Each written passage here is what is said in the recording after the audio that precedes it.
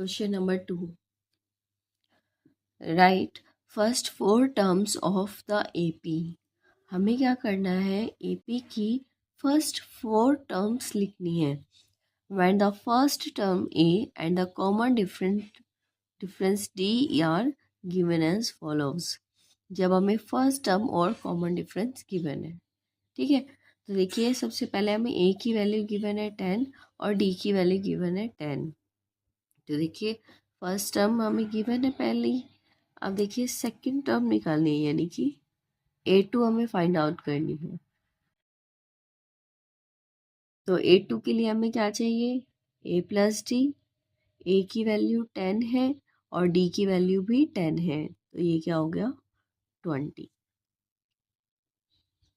A3 के लिए हमें क्या चाहिए, A प्लस 2D. A की वैल्यू 10 प्लस 2 इंटू डी की वैल्यू भी है 10, तो ये आ गया 10 plus 2 into 10 20 is equal to 30. A4 की वैल्यू चाहिए A प्लस 3D. A की वैल्यू 10 प्लस 3 इंटू डी की वैल्यू भी है 10, तो ये आ गया 10 plus 3 into 10 30 is equal to 40.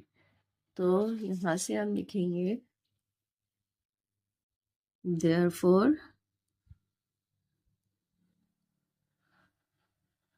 required AP is 10, 20, 30 and 40. ठीक है. अब देखते हैं सेकंड पार्ट. देखिए सेकंड पार्ट में A की वैल्यू गिवन है -2 और D की वैल्यू गिवन है 0. तो देखिए फर्स्ट टर्म हमें पहले से ही गिवन है. A2 की वैल्यू फाइंड आउट करेंगे. A plus D is equal to -2 plus 2 0 is equal to -2. A3 is equal to A plus 2D. A की value -2 plus 2 into 0 is equal to -2. A4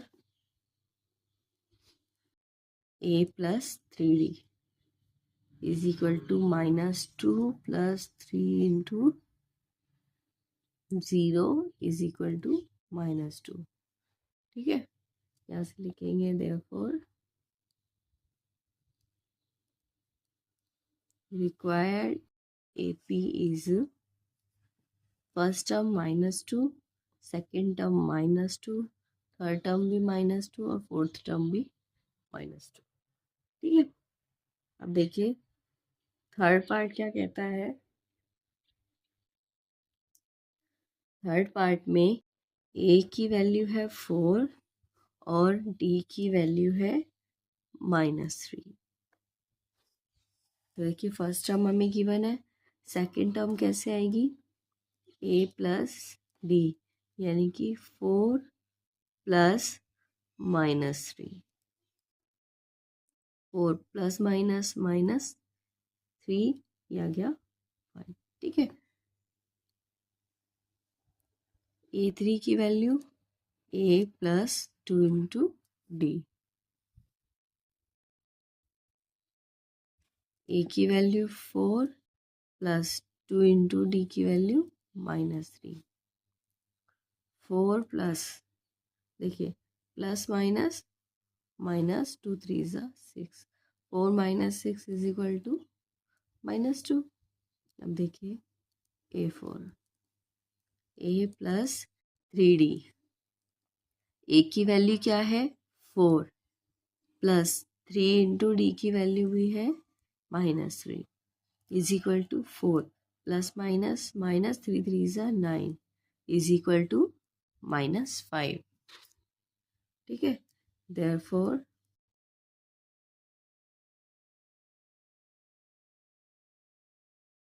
required AP is 4 1 -2 and -5. Okay. आगे आगे ए की value given है -1 और D की value है 1/2। देखिए first term हमें गिवन है a1 is equal to minus है, a2 की वैल्यू कैसे फाइंड आउट करेंगे, a plus D, a is equal to -1 plus ये 1/2। अब देखिए इसकी वैल्यू क्या आ जाएगी, 2 -2 प्लस 1 इज इक्वल टू -1/2। ठीक है, a3 is equal to a plus 2 into D, a is equal to -1 plus 2 into 1/2। ये 2 से 2 कैंसिल हो गया, -1 प्लस 1 क्या हो जाएगा, 0। a4 is equal to a plus 3 into d, a की वैल्यू -1 प्लस 3 इंटू 1/2। अब देखिए यहाँ पे एलसीएम लेंगे, क्या आ जाएगा, 2, ये 2 वहाँ मल्टीप्लाई हो जाएगा, -2 प्लस 3 एज इट इज, ये आ जाएगा 1/2। ठीक है, तो यहाँ से देयरफॉर रिक्वायर्ड एपी इज क्या हो जाएगा, -1 -1/2 0 एंड 1/2। ठीक है, फोर्थ पार्ट में ए की वैल्यू गिवन है -1.25 और डी की वैल्यू -0.25। तो देखिए फर्स्ट टर्म हमें गिवन है, सेकेंड टर्म क्या होगी, ए प्लस डी, यानी कि -1.25 प्लस -0.25।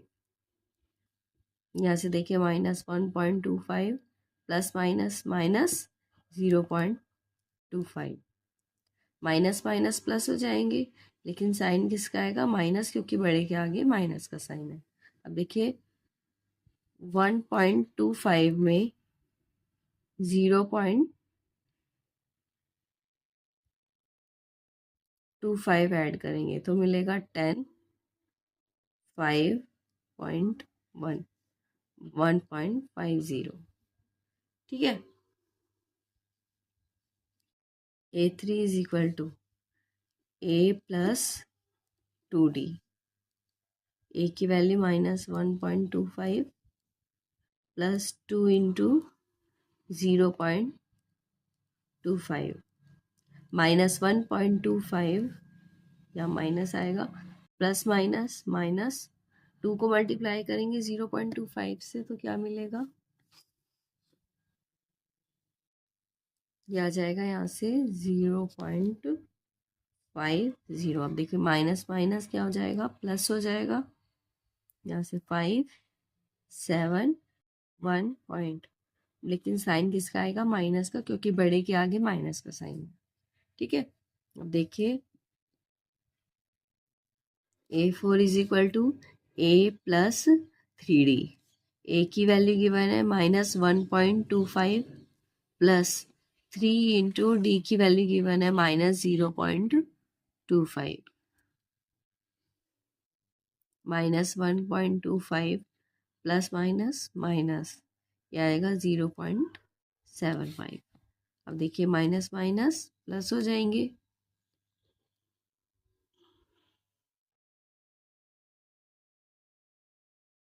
बड़े के आगे माइनस का साइन है। तो यहाँ से देयरफॉर